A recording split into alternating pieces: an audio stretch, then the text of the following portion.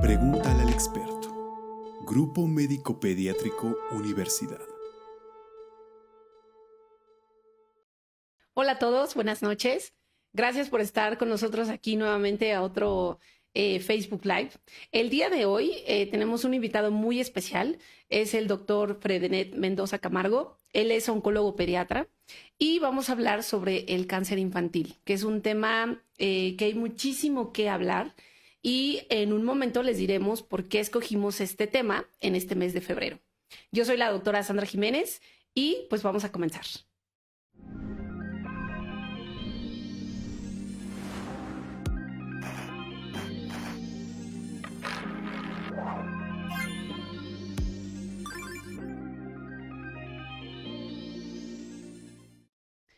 Y bueno, pues el doctor Fredenet, él actualmente trabaja en el Hospital Infantil Federico Gómez, en el servicio de trasplantes. Y bueno, pues él tiene una trayectoria ya trabajando con pacientes oncológicos. Y bueno, Fred, muchas gracias por estar aquí con nosotros. Gracias a ustedes por la invitación. Es un verdadero placer estar el día de hoy aquí y de escribir o hablar, sí, de este tema tan importante y a la vez complejo, sí, ya que establecer el diagnóstico pues es algo complejo, sí, en muchos aspectos. Entonces, el objetivo de estar aquí el día de hoy pues es no solamente describirlo, sino también resolver ciertas dudas o preguntas, sí, que la teleaudiencia puede llegar a tener al respecto, ¿sí? de este tema, repito, complejo. Sí, y bueno, pues como les decía, el mes de febrero es un mes que se celebra el Día del Cáncer. Y bueno, pues qué mejor que Fred nos platique un poco sobre esta celebración y por qué se hace y desde hace cuánto tiempo se celebra. Sí, claro, febrero es un mes muy importante, sí, para la lucha contra el cáncer.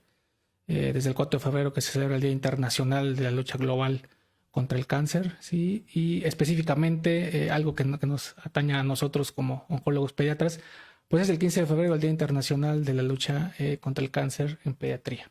Sí, este es un día que se celebra desde hace 18 años, que tiene como objetivo crear conciencia, ¿sí? en los médicos de primer contacto y en la población en general, ¿sí? de este tema que tiene muchos tabús, que es el cáncer en edad pediátrica. Claro, y entonces por eso la importancia de tomar este tema el día de hoy. Y bueno, pues vamos a ir resolviendo seguramente algunas de las preguntas que nos dejaron.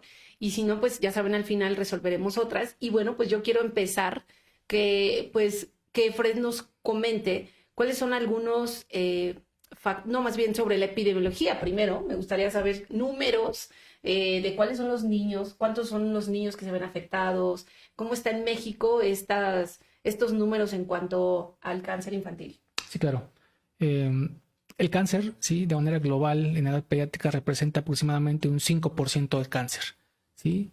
De este 5% aproximadamente en México, de acuerdo a nuestras estadísticas nacionales, se diagnostican por año entre 5,000 a 6,000 casos, siendo los 3 cánceres principales, la leucemia, es decir, este cáncer que se presenta a nivel de la sangre, los linfomas, ¿sí? Este cáncer que se presenta a nivel de los ganglios linfáticos y los tumores de cerebro, ¿sí? El cáncer representa la primera causa de muerte por enfermedad entre los 5 a los 15 años. Por lo tanto, sí, es algo muy importante de tener, sí, en consideración. Sí, y bueno, es un tema muy amplio que vamos a tratar de resumirlo lo más que se puede. Estos números, pues creo que nos hacen como darnos una idea del problema tan grande de salud que puede haber en México, ¿no? Y entonces aquí, pues parte de que seguramente una de las dudas muy importantes es ¿por qué a mi hijo le dio cáncer? Si existe un factor de riesgo en estos pacientes, ¿por qué predominando más en cierta edad o en cierto sexo, ¿no? ¿Existe algo de esto, Fred, que le podamos dar esa respuesta a los papás?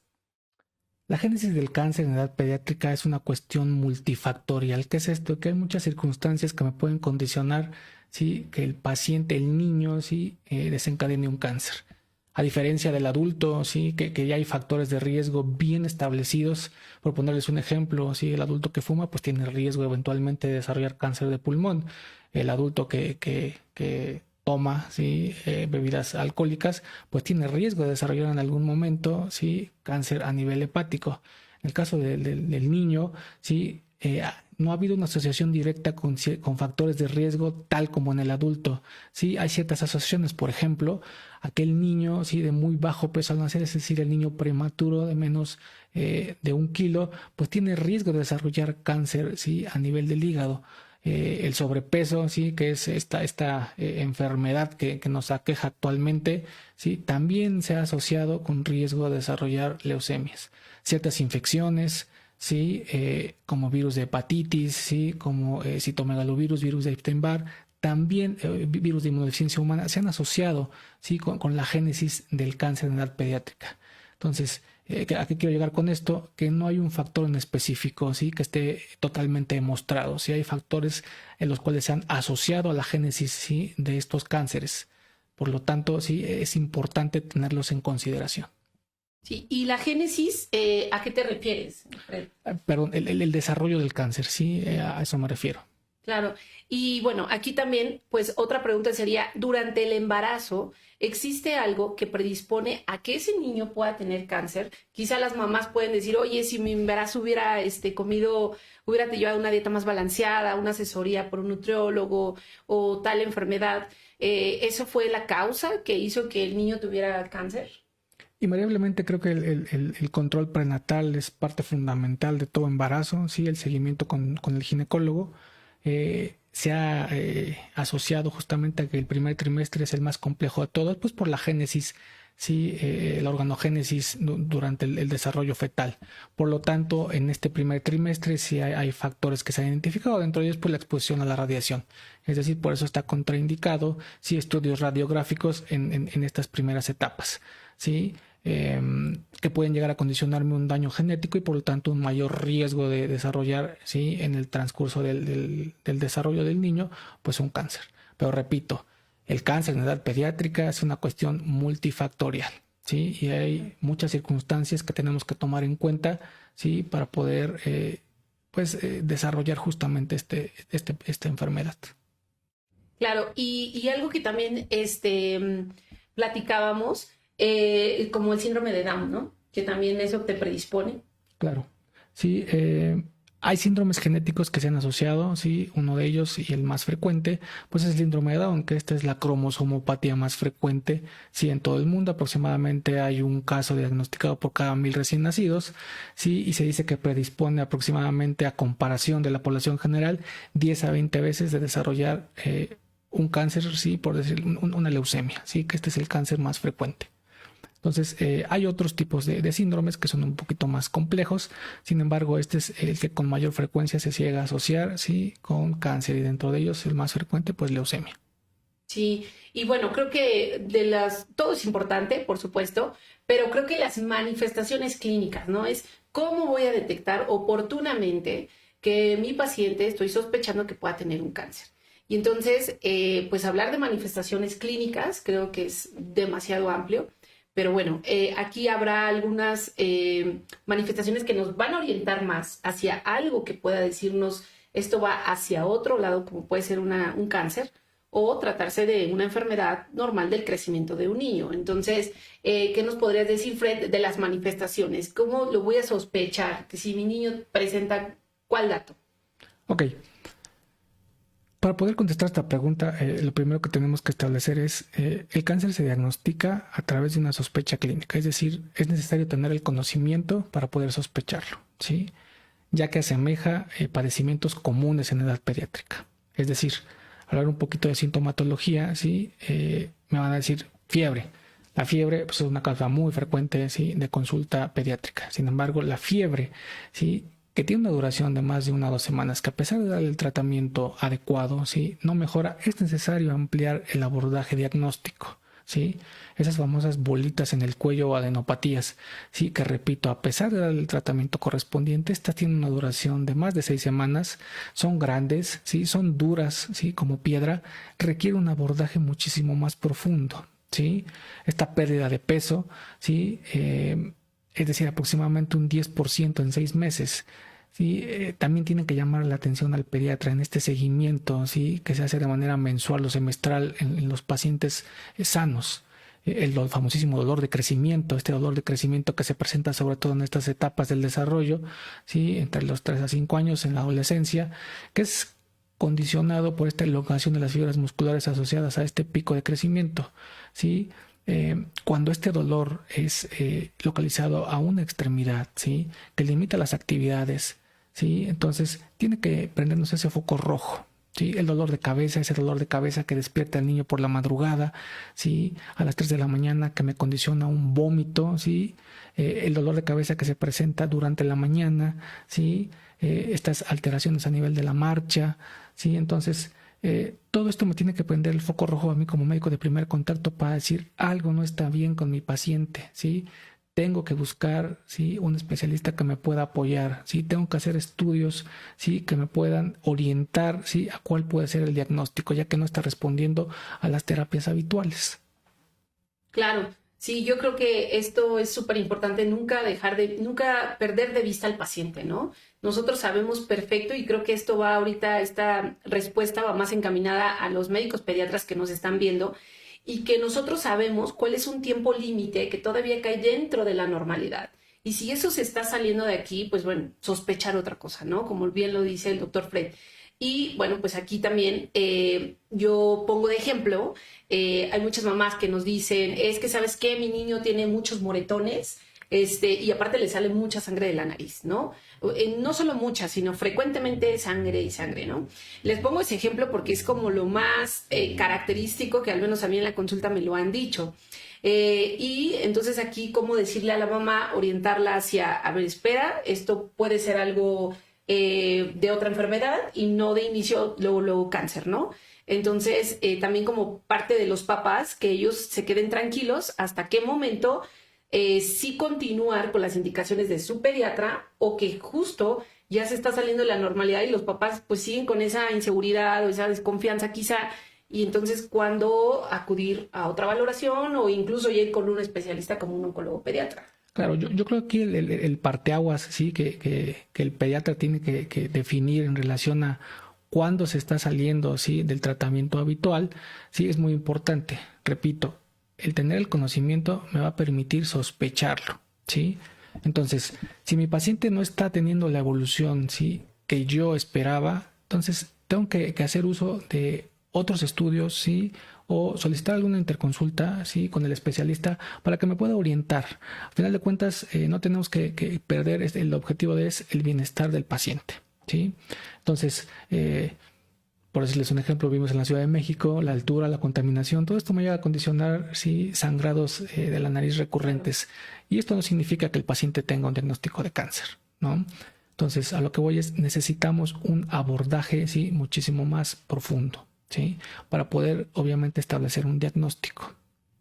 Sí, y claro, pues el interrogatorio, la exploración física, siempre Claro. también preguntar hábitos, ¿no? De alimentación, Es hábitos correcto. de hacer ejercicio, o sea, todo eso nos va a dar mucha información. Siempre desde una primer consulta y hagamos todo este abordaje, pues desde ahí nosotros nos vamos orientando hacia una u otra cosa.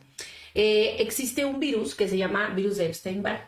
Correcto. Este virus se ha visto que hay una asociación, digo, ahorita Fred nos va a explicar más, con un cáncer. Sin embargo, no quiere decir que, oye, yo escuché ahorita por esta plática y ya cada que escuches el virus de Epstein-Barr voy a pensar que mi hijo va a tener cáncer.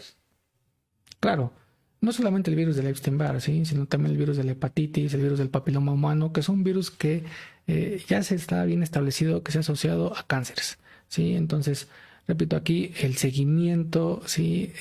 Del niño sano es muy importante, ¿sí? Para poder justamente establecer un diagnóstico oportuno, ¿vale?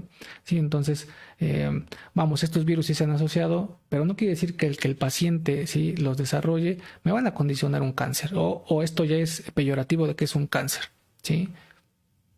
Claro, y fíjense que en cuanto al cuadro clínico, bueno, aquí es imposible como mencionar todo porque te puede llegar desde el sistema nervioso central con dolor de cabeza, la sangre, con hemorragias, moretones, el dolor de huesos, que te crezca tu abdomen, ¿no? Eso también, y que más bien no te está creciendo el abdomen, sino puede ser un tumor, problemas en la marcha. Entonces, es un sinfín de síntomas que no terminaríamos aquí, ¿no? Más bien, siempre hay que ver, ¿sabes qué? Esto no es normal, vamos a ir con un médico que te revise y ya, pues, obviamente de ahí iremos hacia dónde dirigirnos, ¿no?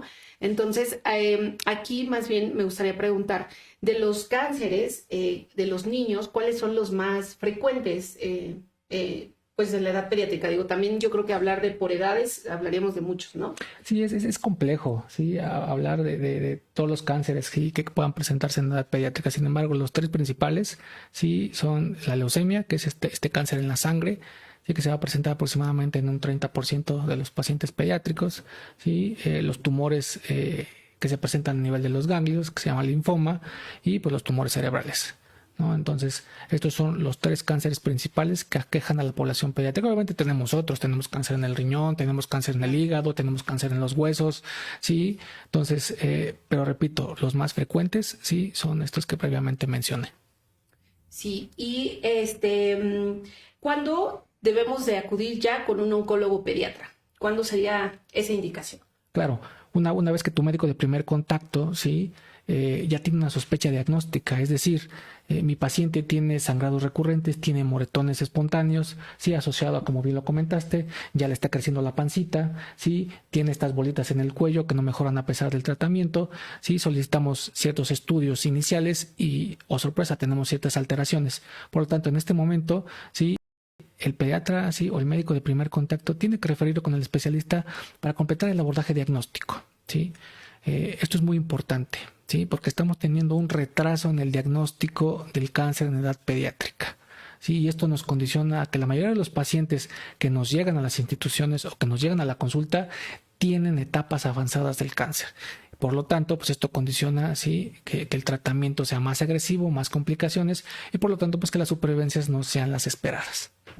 Claro, y ahorita ya hablando del tratamiento, pues ¿cuál es el tratamiento para el cáncer infantil? Pregunta interesante. El tratamiento es un tratamiento, sí, que incluye muchas ramas, no solamente el oncólogo, sino incluye un psicólogo, incluye un trabajador social, sí, ya que es un manejo multidisciplinario, incluye un cirujano, sí, incluye un radioterapeuta, sí. Entonces, la piedra angular del tratamiento del cáncer es la quimioterapia, esta famosa quimioterapia, que son medicamentos específicos para poder destruir estas células anormales, sí. Entonces, asociado a otras terapias, cirugía en caso de que sea un tumor y es necesario extraerlo, radioterapia, ¿sí? Para aquellos tumores que no se pueden extraer de manera completa, ¿sí? Inclusive otras opciones terapéuticas como el trasplante, ¿sí? De médula ósea en aquellos cánceres que son resistentes al tratamiento. Entonces, opciones terapéuticas hay muchas, ¿sí? Y esto nos va a permitir supervivencias de cáncer en edad pediátrica que oscilan entre el 80 hasta el 90%. ¿Y la calidad de vida de ellos cómo es? De los niños, de tu experiencia que has estado con niños que ya están en vigilancia, su calidad de vida. Buena, es muy buena, ¿sí? La tecnología ha avanzado bastante, la medicina está avanzando, entonces eso nos permite que las toxicidades asociadas a la quimioterapia pues sean cada vez menores, ¿sí? Actualmente ya no solo es busco la curación del cáncer, sino es busco la curación y la calidad de vida de mi paciente, ¿sí? Sí, y entonces aquí como recapitulando, pues sabemos que no existe solo algo que le echemos la culpa porque le dio cáncer, sino es multifactorial. Una vez que pues cualquiera puede tener este riesgo, digo, hay quien va a tener más predisposición, por lo que ya platicamos al principio, pues la otra tarea es la de nosotros los médicos pediatras, ¿no? Hacer una detección oportuna, que también en casa nunca normalicemos los síntomas. Si persistentemente se está presentando algo o aqueja algo el niño, hay que acudir al médico. Y pues son médicos de primer contacto y que ya después nos llevarán hacia otros especialistas. El doctor Fred, aparte de oncólogo pediatra, él hizo una alta especialidad de trasplante de células progenitoras hematopoyéticas. Y entonces justo ahorita ya nos platicaba que es parte de un tratamiento, ¿no? Y tratamiento realmente ahorita sería hablar otro tema grandísimo, ¿no? Porque hay muchísimas opciones que ya hay. Entonces, volvemos a lo mismo, porque hasta se hace una celebración por un día, pues porque ya se cuentan con las herramientas para tratarlos. Y entonces cada vez tenemos que ponernos pues más abusados y prendernos los focos rojos y decir esto no es normal, ¿no? Y bueno, creo que el trasplante pues ya es un tratamiento más, bueno, creo que todo el tratamiento oncológico es muy especializado, pero el trasplante, brevemente, Fred, uno escucha la palabra trasplante y a lo mejor estamos pensando en una cirugía y un órgano, ¿no? Pero creo que el trasplante de células hematopoyéticas, pues brevemente si nos quieres comentar cómo es. Sí, claro, el trasplante de células progenitoras es una opción terapéutica para aquellos cánceres y otro tipo de enfermedades, ¿sí? Que son resistentes a tratamiento. Sí, como bien les comentaba, 80% van a responder adecuadamente, pero ¿qué pasa con ese 20% que no responde? Entonces, por eso hay otras opciones terapéuticas, ¿sí? Y el trasplante es una opción, ¿sí? Para aquellos pacientes que no responden a las primeras líneas. ¿En qué consiste? Sí, pues tomamos células, ¿sí? Células de la médula ósea de un donador sano, es decir, puede ser un hermano directo, ¿sí? O puede ser un donador que se llama no relacionado. Alguien en el mundo genéticamente es igual a nosotros o igual a alguno de los pacientes. Por lo tanto, ¿sí? Tomamos estas células, ¿sí? Y a través de un proceso, mediante dosis de quimioterapia, ¿sí? Que se llaman megadosis, 10 a 20 veces la dosis que habitualmente se administra, con el objetivo de eliminar cualquier remanente de estas células, pues que ya sabemos que son resistentes a quimioterapia habitual, ¿sí? Y posteriormente estas células se infunden a través de un catéter como si fuera una transfusión sanguínea, pero no son ni plaquetas ni sangre, son células progenitoras que van a tener la capacidad de reconstituir de nueva cuenta la médula ósea y como efecto aditivo, ¿sí? Hay lo que se llama enfermedad de injerto contra tumor. ¿Qué es esto? Sí, biológicamente el cáncer, una vez que se diagnostica en algún paciente, pues son células propias, entonces el sistema inmunológico las reconoce como propias. ¿Qué pasa? Cuando yo hago el trasplante, estas células reconocen las células cancerígenas como ajenas y las destruyen. Entonces esto me permite un efecto biológico de control de la enfermedad.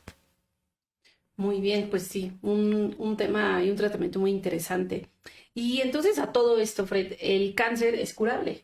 El cáncer es curable si se detecta a tiempo. Sí, esto es una frase muy importante y es algo que me gustaría que quedara aquí asentado. ¿Sí?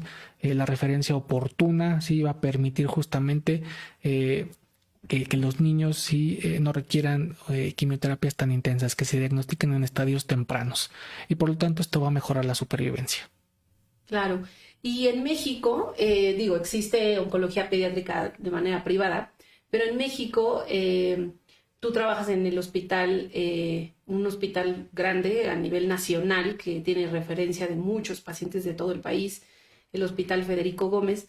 ¿Y qué otras instituciones cuentan para que a dónde acudo, ¿no? Ya tengo un diagnóstico, pero ¿y ahora hacia dónde debo de llevar a mi niño? Claro, yo creo que esto va a depender de la derechohabiencia que se tenga. Es decir, cada instituto tiene su área de oncología pediátrica, el IMSS, ¿sí? El ISSSTE, Pemex, Sedena, ¿sí? Nosotros que somos Secretaría de Salud, ¿sí? Para aquellos pacientes que no tienen una derechohabiencia. Entonces, ya hay centros alrededor de todo el país, ¿sí? Que tienen la capacidad de poder diagnosticar y tratar los padecimientos oncológicos en edad pediátrica. Claro, entonces opciones hay muchísimas. Correcto. Cada vez pues se diagnostica más, ¿no? Algo que escuchamos mucho en las mamás decir es, hace años no había cáncer, ¿no? O sea, más bien creo, y si no, si estoy en un error, corrígeme, Sí, claro. más bien ahora ya hay más métodos diagnósticos, más especialistas, se ha abierto más este campo de la medicina y cada vez se estudia más y más para dar un diagnóstico, y no solo el diagnóstico, el tratamiento, darles calidad de vida con el tratamiento, ¿no? Sí, yo creo que es justamente tener ese conocimiento que previamente no se tenía, sí, tener Claro. las herramientas para poder establecer esos diagnósticos oportunos y por supuesto, sí, el avance en el tratamiento que nos ha permitido pues menos toxicidad y mejor calidad de vida. Sí, y a todo esto, que siempre es lo más importante de que tenemos que hacer, es prevenir. Por supuesto. Entonces, ¿el cáncer es prevenible en la edad pediátrica? Hablar de prevención en cáncer en edad pediátrica, repito, es un tema complejo, ya que, repito, es multifactorial. Hay muchos factores que tienen que ver con el cáncer, con la génesis del cáncer en edad pediátrica. Entonces, ¿Qué es lo importante aquí? Pues acudir a su consulta del niño sano con tu pediatra, sí, cada mes durante el primer año, cada 6 meses, sí, después del primer año, sí, obviamente completar el esquema de vacunación, las vacunas que les había comentado previamente, hepatitis B, hepatitis C, virus del papiloma humano, sí, alimentación adecuada, el plato del bien comer, amiga, no me dejarás mentir, ¿no? Sí, Claro. lactancia materna, que dentro de los tantos beneficios, uno de ellos es que disminuye el riesgo de leucemias. Entonces, hay muchas circunstancias o factores, sí, que nos van a ayudar a disminuir justamente, sí, o a detectar de manera oportuna. Sí, entonces creo que aquí la prevención es muy importante. Ahora, por desgracia, a diferencia de los adultos, pues no tenemos un tamizaje, ¿sí? No tenemos un examen de mama, no tenemos un papá Nicolau para poder establecer diagnósticos tempranos. Sin embargo, creo que el seguimiento de la consulta del niño sano sí es muy importante para poder establecer diagnósticos oportunos. Claro, y aprovecho aquí para comentarles que estén muy al pendiente de nuestras páginas, de las redes sociales, porque en este mes de febrero, pues justo apoyando este día que se celebra la lucha contra el cáncer infantil, pues se harán consultas de pediatría con precios especiales, ¿no? Ya saben, siempre a nuestros seguidores o pues otros pacientitos que ustedes conozcan, porque siempre el seguimiento con su pediatra va a ser lo más importante, ¿no? Y bueno, pues también en cuanto ahorita, hablando nuevamente de este tema, ¿qué mensaje quisieras darles a los pediatras principalmente que tienen la oportunidad que nos están viendo sobre el cáncer infantil, Fred? Claro, esta clase de pláticas permite justamente la apertura, ¿sí? Para poder justamente hablar, ¿sí? Y quitar estos tabús con respecto al cáncer en pediatría. El cáncer es curable, ¿sí? Y el cáncer es curable si se detecta a tiempo. Entonces los médicos de primer contacto sí deben tener la capacidad de poder sospecharlo y referirlo oportunamente. ¿Sí? Establecer un diagnóstico requiere un manejo multidisciplinario. Por lo tanto, el médico de primer contacto, repito, sí, la obligación es sospecharlo y en cuanto lo sospeche, referirlo para que el especialista correspondiente pueda completar el abordaje diagnóstico. Sí, entonces, yo creo que eso es un mensaje muy importante de este tipo de pláticas. Sí, la referencia oportuna. Claro, y esta parte de que el cáncer es curable. Cuando los niños los dan, pues no de alta, les llaman vigilancia, en ellos existe la posibilidad que tuvieron un cáncer en la edad de los 5 años y llega la adolescencia o la edad de adulta y tienen el riesgo de volver a presentar cáncer. Sí, por desgracia, en el cáncer, vamos, cuando se habla de curaciones, sí, vamos, el riesgo siempre está presente, ¿no? Entonces, en pediatría hablamos de vigilancias y esas vigilancias está bien establecido que después de 5 años de vigilancia el riesgo de que el cáncer pueda recidivar pues es bajo. Sin embargo, pues no hay absolutos, ¿sí? No hay absolutos y el riesgo siempre está implícito, porque recordemos que el niño pues pasa a ser edad adulto y en edad adulto pues hay ciertos factores de riesgo que pueden llegar a condicionarle pues que desencadenen otro tipo de cánceres, ¿sí? Entonces, repito, el riesgo de que puedan desarrollar un cáncer, ¿sí? De nueva cuenta, pues está implícito, ¿sí? Sin embargo, está bien descrito que el niño que entra a vigilancia después de 5 años, sí, la probabilidad de poder desarrollar un cáncer, sí, es baja. ¿Vale? Ok, sí. Y bueno, Fred y yo tuvimos la oportunidad de estar trabajando juntos en un hospital donde veía un gran número de pacientes oncológicos, una sala grande de pacientes oncológicos y que yo les puedo decir de mi experiencia, que así es, este tratamiento es en equipo. Quisiéramos que no llegáramos al cáncer, por eso hablamos de prevención, detección oportuna, un tratamiento, pero una vez que pues vemos que hay cosas que el niño pues era un bebé sano y que lamentablemente presentó la enfermedad, entonces ahora hay que trabajar en esa parte, ¿no? Y que esto tiene que ser siempre en equipo. El oncólogo pediatra, por supuesto que va a ser nuestro líder, va a ser quien nos va a orientar y a quien siempre vamos a tener toda la confianza y lo que diga, ¿no? Pero siempre es de cada uno de nosotros que trabajamos con los niños, vamos a dar un granito más para su adecuado tratamiento, ¿no? Yo como gastroenteróloga pues me tocó ver varias complicaciones justo por las quimioterapias, ¿no? Y entonces así se van presentando la evolución de estas enfermedades una vez que pues ya están. Y entonces es muy importante que siempre cuando estemos un poquito como empatía con la familia, que es un tema importante a mencionar, la familia, el paciente oncológico, los médicos, el grupo de médicos que trabajan, que pues siempre tenga que ser algo en equipo y que sea un ambiente pues agradable, ¿no? ¿Qué nos puedes decir de tu experiencia trabajando con niños y con las familias de pacientes que ya tienen el diagnóstico de un cáncer, Fred? El diagnóstico de cáncer, sí, en la familia de verdad que es complejo y la dinámica familiar cambia de una manera brutal. Por lo tanto, como bien lo dijiste, sí, el manejo es multidisciplinario. Entonces necesitamos de muchos especialistas, sí, muchos especialistas que nos apoyen en varios ámbitos durante el tratamiento del paciente con cáncer. Sí, entonces créanme que el estar trabajando día a día, sí, con esta clase de pacientes, pues tiene muchas satisfacciones. Repito, y el cáncer es curable si se detecta a tiempo. Entonces, créanme que si tienen alguna sospecha diagnóstica, con toda confianza estamos abiertos, sí, pues para poder apoyarlos, sí, en cualquier duda que tengan. Claro. Y bueno, pues ahorita durante esta plática creo que contestamos la mayoría de las preguntas de lo más importante, pero no sé si haya alguna pregunta por las personas que nos están viendo. Sí, a ver, creo que sí hay unas preguntas. Hay una pregunta. ¿El celular le hace daño al bebé? Muy interesante pregunta. De hecho, es algo que dentro de los tabús que es importante desestimar. Sí, uno de ellos es la radiación condicionada por los celulares. No se ha visto ninguna asociación, sí, con el uso de los celulares. Sí, lo mismo la radiación condicionada por los hornos de microondas, ¿sí? Por los radios, aquellas familias que viven cerca de las torres eléctricas, ¿sí? Vamos, hasta ahorita no ha habido ninguna asociación directa, ¿sí? Con ninguna de estas circunstancias para la génesis del cáncer. ¿Sí? Hay una radiación que sí está perfectamente bien demostrada que condiciona un daño a nivel genético, que es esta radiación que se llama ionizante, ¿sí? Que sí me puede llegar a condicionar la génesis de un cáncer. Sí, una pregunta muy interesante. ¿Hay alguna otra?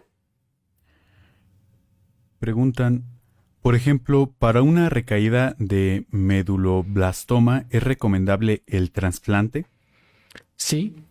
De hecho, pues hay que determinar si el grado del neuroblastoma, es decir, si se catalogó como de un bajo grado o de alto grado, sí. Invariablemente para poder acceder al trasplante tiene que haber un control de la enfermedad, sí, pero efectivamente la recaída de un medulloblastoma es una indicación para trasplante.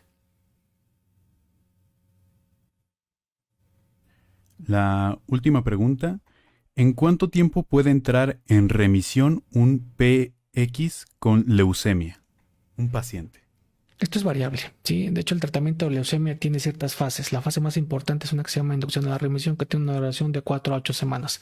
En estas 4 a 8 semanas administramos medicamentos, quimioterapia, sí, alternada, con el objetivo de inducir la remisión. Entonces, este paciente invariablemente tiene que entrar en remisión en esta fase, ¿sí? Si no es así, entonces ya tenemos que buscar opciones terapéuticas y dentro de ellas el trasplante de médula ósea es una. Perfecto. Bueno, yo tengo una pregunta. ¿Qué opinas de las terapias, no sé cómo mencionarlas, pero... Alternativas, sí. Las terapias alternativas, ¿no? Me tocó, pues bueno, estuvimos trabajando juntos y entonces tiene mucho que ver siempre con, porque es tomado, ¿no? Terapias alternativas que pueden ser multivitamínicos, estimuladores. ¿Qué opinas de esto en el tratamiento del cáncer? Creo que es bastante complejo, sí. Ninguno de estos tratamientos se ha visto que tenga alguna funcionalidad en el paciente oncológico. Es decir, sí, no nos dejemos, yo sé que en la desesperación del diagnóstico de un cáncer, sí, a veces caemos en buscar opciones, sí, opciones que, repito, está perfectamente bien estudiado, que el único tratamiento, sí, para el cáncer es la quimioterapia, sí. Entonces, pues va a haber factores de transferencia, sí, va a haber el veneno de sepa Dios qué tipo de animal, sí, el hongo de no sé dónde, sí. Entonces test milagrosos, solo no se dejen engañar, sí. Créanme que a lo largo de mucho tiempo se ha estudiado este tipo de tratamiento y créanme que el único que ha tenido buenos resultados pues es la quimioterapia.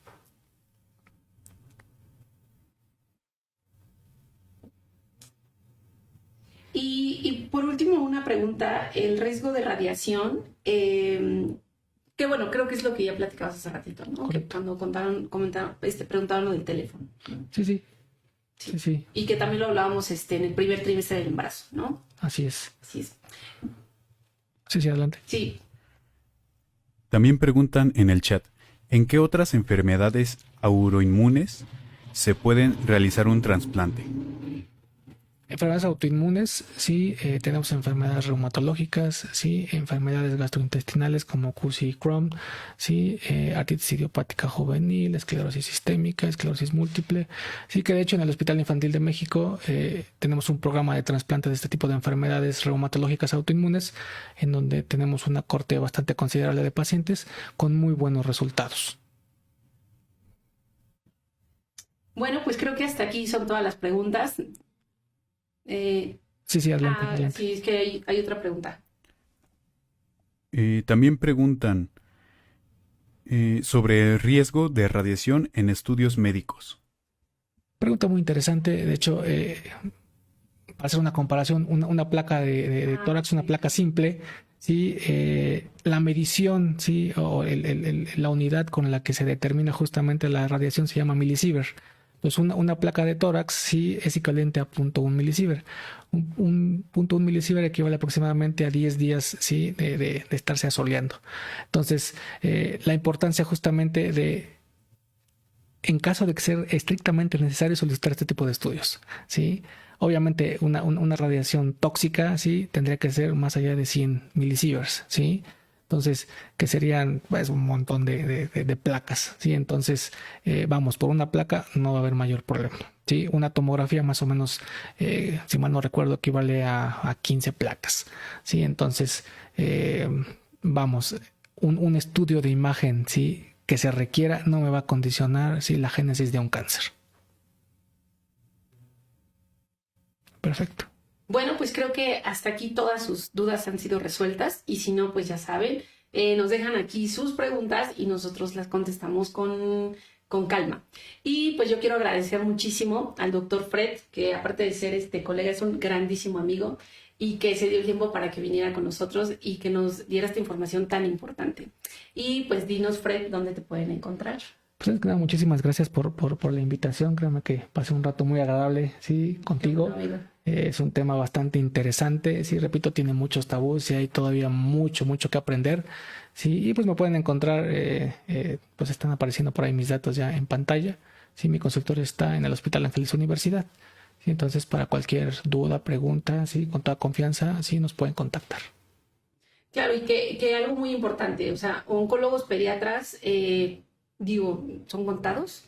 Y entonces entendemos que cuando realmente, como Fred ahorita dice, están mis datos ahí, correos, él está en un hospital de referencia nacional, que dudas, o sea, creo que estamos en la mejor disposición, por supuesto, de contestarlas, porque no estamos hablando de una gripita, no estamos hablando de una diarrea. Y entonces, toda la confianza le pueden preguntar a Fred y pues siempre acérquense a su médico de mayor confianza y pues ya saben, siempre el seguimiento de los niños es lo más importante. Yo les doy las gracias porque otra vez nos acompañaron aquí en este episodio del Facebook Live y pues nos estamos viendo en la siguiente sesión. Bye. Gracias.